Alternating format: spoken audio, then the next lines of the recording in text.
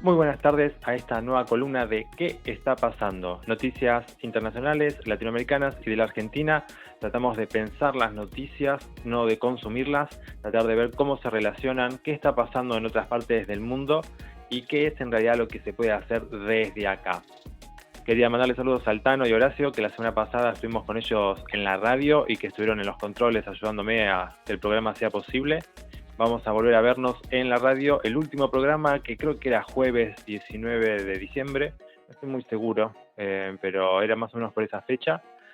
Vamos a llevar un conjunto de noticias importantes durante el año, que pasaron este año, y que más o menos fueron dando indicadores de qué está pasando a nivel internacional, latinoamericano y acá en la Argentina. Hoy vamos a tener un conjunto de noticias, una atrás de la otra. Como siempre es muy difícil encontrar noticias que sinteticen el momento, pero yendo a lo que es internacional, encontré dos noticias, una de Alemania en crisis y otra de Francia también en crisis. Muy importante porque es lo que venimos charlando sobre la crisis de Occidente y que parecería ser que se está cayendo y que ciertos modelos antiguos ya no son suficientes para llevar adelante el mundo actual. Eso es lo que se está como peleando entre Rusia, Ucrania, Palestina, Israel, Estados Unidos, la OTAN. Es lo que China también por el otro lado, es lo que se está intentando acomodar, hacia dónde económicamente y hacia dónde culturalmente va a ir el mundo en los próximos años. Son mini reseteos que cada tanto tiene el mundo, por lo general a través de la economía. A nivel latinoamericano, rescaté una entrevista a Mujica de esta semana, a Mujica de Uruguay, que plantea un poco esto que venimos charlando acá en la columna sobre la importancia del Estado y de que al Estado lo ponen en marcha personas con sus aciertos y sus errores. También vamos a ver que la economía de Brasil está sufriendo cambios. ¿Y por qué está sufriendo cambios? La moneda de Brasil se devaluó frente al dólar, así que se van acomodando un poco las cosas de otra manera y porque la política está pensando en qué hacer frente a esta situación actual. Vamos a ver también otro video sobre este puerto en Perú que trajimos la semana pasada, pero ahora desde la noticia de Estados Unidos que intenta hacer lo mismo pero en Chile. Y a nivel de Argentina vamos a ver un par de noticias muy cortitas. Vamos a ver una de Milei, como siempre fuera de eje, diciendo que Elon Musk compró CNN y no es así. Es una noticia que da Canal 9, o más o menos creo que se llama así en esta época. Muy interesante en el sentido de las mentiras que va diciendo una y otra vez y cómo cualquier oportunidad es buena para degradar a lo que él considera los zurdos, que por lo general todo lo que no es él es zurdo y merece ser despreciado, cuando él mismo dice que lo que practica es el respeto del proyecto del otro. Algo que nunca se ve cuando tiene que hablar de los zurdos, como lo llama. También vamos a ver otra noticia desde unos periodistas que a mí no me gustan para nada, pero rescatan una noticia sobre The Economic, un diario inglés con mucha trayectoria, un diario de banqueros, que por un lado lo que van a hacer es mostrar que Milei y Donald Trump no son lo mismo, y por otro lado dicen que bueno, que a Milei le está yendo bien pero no tiene nada garantizado. Le está yendo bien desde el punto de vista de ellos y sus ideas con un plato de comida todos los días. Acá sabemos que las cosas no están bien, no han estado bien y no tienen como un punto real de seguir bien. Y por último vamos a escuchar a Miriam Bregman también completar un poco lo que decía Mujica respecto del Estado y respecto a lo que quiere hacer el presidente con el Estado, con las elecciones, de financiar absolutamente al Estado para que solamente los que tengan plata puedan llevar adelante proyectos políticos y, digamos, de alguna manera gobernar el país. Así que sin mucho más preámbulo, hoy la columna es cortita, vamos a ver las noticias, son para pensar. van a ver los links de las noticias enteras en la caja de descripciones. Así que esta semana no hay bonus, fue muy difícil configurar todo eso por la cantidad de noticias que hay. Así que nos quedamos solamente con las noticias de la columna, las van a poder ver enteras en la caja de descripciones. Recuerden que no es que acá en la columna adherimos completamente a toda esta gente, sino que traemos noticias para pensarlas indistintamente si estamos a favor o no de la dirección política o de dirección mental de la gente de las columnas. Así que de las columnas que vamos a ver. Así que nos vemos la semana que viene acá en este rectángulo. Y la última columna del año, creo que de la semana del 19 de diciembre, en la radio, con un programa especial en el que vamos a recuperar noticias indicadoras de qué está pasando en el mundo en este año. Nos vemos la próxima. El milagro económico alemán está en crisis. Así le han llamado durante décadas a Alemania, la tercera economía del mundo según el FMI, gracias a una potente industria que resurgió tras la Segunda Guerra Mundial como un milagro económico tras la devastación del conflicto. Con una economía basada en la ingeniería y en la industria, Alemania se ha consolidado entre los 3 países exportadores más importantes del mundo, junto a China y a Estados Unidos. Pero en los últimos años, ese panorama de éxito parece que está cambiando. El país está en una recesión técnica, es decir, lleva 2 trimestres seguidos sin crecer, con una crisis tal que ha puesto en aprietos hasta el gobierno. Para definir lo que está pasando, el periodista y economista Wolfgang Munchau ha escrito un libro titulado Kaputt, que en alemán significa roto. Pero, ¿cómo llegó la primera potencia de la Unión Europea a esta situación? Te lo contamos en este vídeo.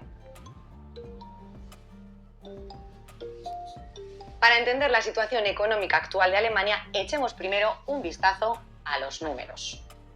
El PIB de 2023 fue negativo, decreció un 0,3%. Este es su peor dato desde la crisis financiera de 2009, sin contar los años de la pandemia. Y según las previsiones, el PIB anual de este 2024 seguirá siendo negativo por segundo año consecutivo. Otro dato es la producción industrial. Desde 2017 ha caído un 16%, excluyendo la construcción, lo que evidencia la pérdida de competitividad en sectores importantes. Y una de las noticias económicas que han caído como un jarro de agua fría en el país ha sido el anuncio de Volkswagen del cierre de alguna de sus plantas por primera vez en 87 años de su historia. Esta decisión llevó a los trabajadores a realizar paros y protestas, teniendo en cuenta que la industria de los automóviles es la más importante de la economía alemana. Francia, la moción de censura contra el gobierno de Michel Barnier ha salido adelante, la presentaba la izquierda y ha recibido el apoyo de la ultraderecha. Barnier ha lamentado que los diputados hayan optado por la desestabilización institucional. París, Mavi Doñate, buenas noches. Buenas noches, así es. Se ha dicho también que la deuda en Francia va a continuar a pesar de la moción de censura. El presupuesto que él presentaba, el presupuesto de la Seguridad Social, es necesario porque son unos momentos difíciles, tanto presupuestarios como económicos. Marine Le Pen, en su turno, ha dicho que son unos presupuestos que no dejan crecer a Francia, y la radical de izquierdas Francia Insumisa, que desde el principio el gobierno Barnier ha sido legítimo porque viene de las filas conservadoras cuando ellos quedaron los primeros o la primera fuerza en las elecciones legislativas de junio. 331 diputados, más que la mayoría absoluta, que hubiesen sido 289, para derrocar al gobierno en una jornada histórica, porque además de que es el gobierno de la Quinta República más corto, apenas 3 meses, desde 1962, una moción de censura no derrocaba a un gobierno. La crisis estalló tras las elecciones europeas. Aquellos comicios dejaron 2 cosas claras: Macron perdía apoyo y las agrupaciones de la ultraderecha de Marine Le Pen y de la izquierda de Jean-Luc Mélenchon lo ganaban. Ante estos resultados, Macron hizo una apuesta arriesgada: convocar elecciones legislativas anticipadas. El 30 de julio la primera vuelta confirmaba las proyecciones. La ultraderechista Agrupación Nacional ganaba con más del 33% de los votos. La izquierda quedó en segundo lugar. Una frenética semana separó la primera de la segunda vuelta. Socialistas, ecologistas, comunistas y Francia Insumisa habían formado un bloque común de izquierdas, y tanto ese frente como varios partidos centristas retiraron a más de 200 candidatos para aumentar mutuamente sus posibilidades frente a la ultraderecha. Contra pronóstico, el nuevo Frente Popular ganó la segunda vuelta, pero los comicios no arrojaron una mayoría absoluta. El Parlamento quedó fraccionado en 3 grandes bloques: el nuevo Frente Popular, la ultraderecha de Le Pen y los macronistas. Tras 2 meses de negociaciones y bloqueo político, Macron presentó un gobierno liderado por Michel Barnier. Su gabinete incluía principalmente a ministros de la alianza centrista del presidente francés y de los conservadores republicanos. Un gobierno que nacía herido, con la izquierda amenazando con hacerle frente y la ultraderecha señalando que lo vigilaba de cerca. Yo lo único que dejo, y con una íntima satisfacción, es una organización poderosa, que en estas elecciones votó como los dioses, y además tiene el presidente. Más no puedo pretender. Está claro. ¿Por qué? Porque el legado no es personal, es que quieren nuevos militantes defendiendo las banderas que he defendido toda mi vida. Lo que importa no son recuerdos, son luchadores para el porvenir. Y eso lo he logrado, porque está muy en moda criticar al Estado. Y el Estado es como una caja de herramientas. El Estado no tiene personalidad. Los que tenemos personalidad somos los humanos que trabajamos el Estado. Después le echamos la culpa al Estado. Pero los que cometen errores somos los humanos. Más valdría luchar por que el mensaje socrático, el discurso de Sócrates, procurar mejorar y no criticar una herramienta. Porque yo no puedo criticar un martillo. Y un martillo sirve para clavar un clavo, para romperte la cabeza. Todo depende de la voluntad humana que lo maneje. Entonces, es ridículo lo que se dice. El Estado no es ni bueno ni malo. Somos nosotros los que lo manejamos. Es muy cómodo echarle la culpa al Estado. El domingo usted, cuando salió de votar, dijo que a los jóvenes la política no les construye esperanza. Yo cuando vi eso me quedé así, dije, pero bueno, es verdad, hay desafección política. Sí. Pero le quiero preguntar, ¿qué nos queda a los jóvenes si no es la política y cómo construimos esa esperanza? Es que justamente, yo lo digo para que lo medine. El hombre es un animal político, como decía Aristóteles. ¿Por qué? Porque es un animal gregario. No puede vivir en soledad como los pumas. Ha vivido eternamente en grupos sociales. Y ahí está su debilidad y su grandeza. ¿Llegará la competencia estadounidense del puerto de Chancay? Estados Unidos está considerando realizar una inversión significativa en el puerto de San Antonio, ubicado en Chile, como respuesta a la creciente influencia estratégica de China en América Latina, particularmente a través del recientemente inaugurado megapuerto de Chancay en Perú. Esta decisión se produce en un contexto donde el puerto de Chancay, controlado en parte por la empresa china COSCO Shipping Ports, ha sido presentado como un eje central para el comercio entre Asia y Sudamérica, lo que ha generado preocupación en Washington sobre la expansión de la presencia china en la región. La inversión estadounidense en San Antonio se plantea como una medida para contrarrestar el avance de China, que busca fortalecer sus lazos comerciales y de infraestructura en América Latina. El megapuerto de Chancay, inaugurado oficialmente durante la Cumbre APEC 2024, no solo representa un hito en la conectividad entre Perú y Asia, sino que también simboliza el interés de Beijing por establecerse firmemente en el continente. La cotización del dólar en Brasil continuó en ascenso. Marcó este viernes un nuevo máximo histórico. Superó los R$6.10 impulsado por la incertidumbre en torno al paquete fiscal del gobierno de Lula da Silva, que incluye un impuesto a los superricos y una modificación de ganancias y recortes en el gasto, medidas que deberán ser aprobadas por el Congreso. Más tarde, el billete verde frenó su suba tras los discursos de los presidentes del Senado y de la Cámara de Diputados, quienes reforzaron la importancia del ajuste presentadas el miércoles por el ministro de Economía, Fernando Haddad. Por su parte, el índice bursátil Ibovespa, el principal de Brasil, comenzó la jornada del viernes con una leve caída del 0,22%. Las dudas de los inversores sobre la capacidad de Brasil para cumplir con sus compromisos fiscales pesaron durante todo el año sobre la economía, que sin embargo muestra resultados satisfactorios de empleo, consumo y producción industrial.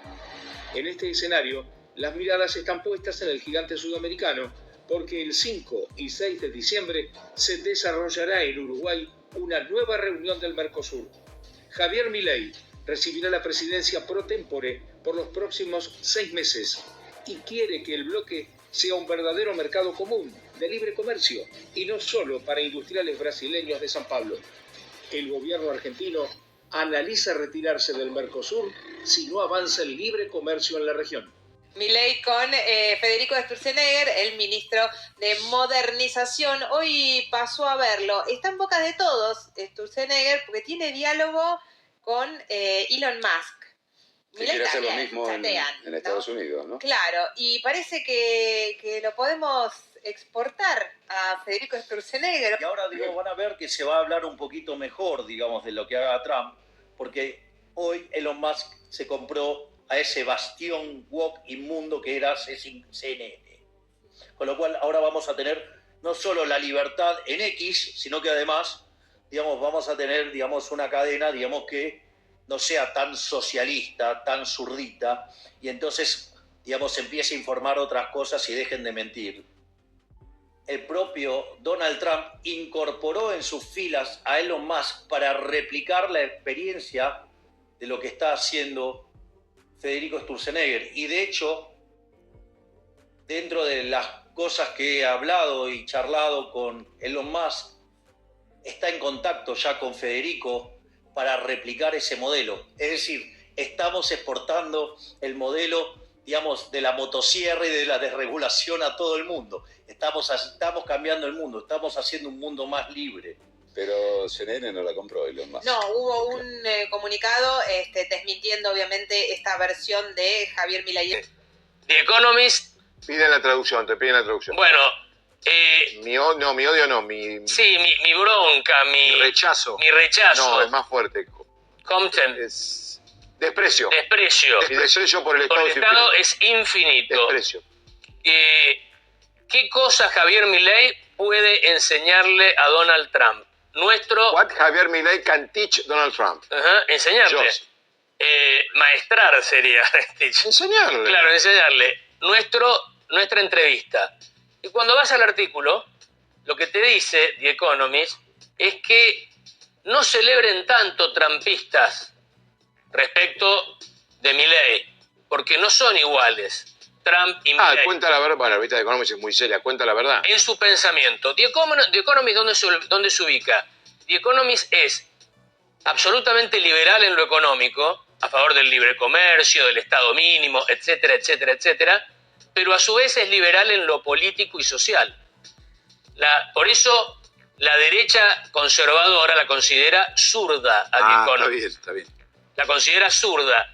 A pesar de que en materia económica hay coincidencia. Y ahí hay una interesante disquisición, que lo hablamos el otro día, de las diferencias entre las derechas. Ellos son derecha liberal económica y derecha liberal en lo político. El amigo Agustín Laje, que hacíamos referencia ayer, no coincide con la línea editorial de The Economist en materia social y moral, si vos querés, en otro tipo de aspectos que no sean los económicos. Señala The Economist que pronto se van a ir notando las diferencias. La nota es muy positiva para Milei, aunque abre un pequeño paraguas diciendo todavía es prematuro, todavía si se desalinean algunas cosas, este experimento le puede salir mal a Milei. pero de salirle bien, y como va bien, se van a notar las diferencias con Trump en el gobierno. Y en el principal tema que señala las diferencias es el libre comercio de Milei y el proteccionismo de Trump. Las barreras arancelarias. Para que nos vamos a dar un gusto. Está en línea Miriam Bregman. ¿Cómo le va, Miriam? ¿Qué tal? Buenos días. Estaba mirando un tuit. Punto de partida para conversar con Miriam Bregman. De golpe nos enteramos que votar es costoso y que es mejor que queden 2 o 3 decidiendo las listas a puro dedo para que el Estado no gaste y Milei pueda cumplir con el FMI. Mira vos, dice usted, dice Miriam Bregman, ¿qué me cuenta? No, la verdad que es muy grave, Víctor Hugo, la reforma que planea el gobierno. Me preocupa muchísimo que se hable de pacto alrededor de esa reforma, porque estaba escuchando lo que ustedes mencionaban y es así. Una es mi idea, que parte de aquellas ideas hermosas de la Comuna de París, de que todo funcionario político cobre como cualquier trabajador, una idea igualitaria, pero no es esto lo que estamos hablando. Acá se quiere ir a un sistema tipo Trump, tipo Estados Unidos, donde el que consigue más millones es el que queda en la carrera electoral y el resto desaparece. Es decir, un sistema político muy distinto al que conocemos hoy, financiado solo por los privados, donde el Estado se retira en una suerte de privatización de las elecciones. Como es muy duro decir esto y decir, bueno, quiero ser Estados Unidos porque no parece ser un país muy envidiable, con los hechos de violencia escolar que tiene, con el guerrerismo que despliega en otros países, inventaron esto de las PASO son muy costosas, Víctor Hugo, pero lo dice Poder Ciudadano, no La Izquierda Diario, no Miriam Bregman. Poder Ciudadano denuncia que las PASO del año pasado, las del 2023, tuvieron un gasto, un costo, entre comillas, de la mitad de lo que se le ha asignado a los servicios de inteligencia para el espionaje ilegal que realizan en nuestro país. Entonces, cuando uno pone en términos de costo una elección, es un razonamiento que hay que preguntar a dónde termina, porque, claro, la dictadura va a ser más barata, gobierna uno solo, lo hace por decreto, lo impone como quiere.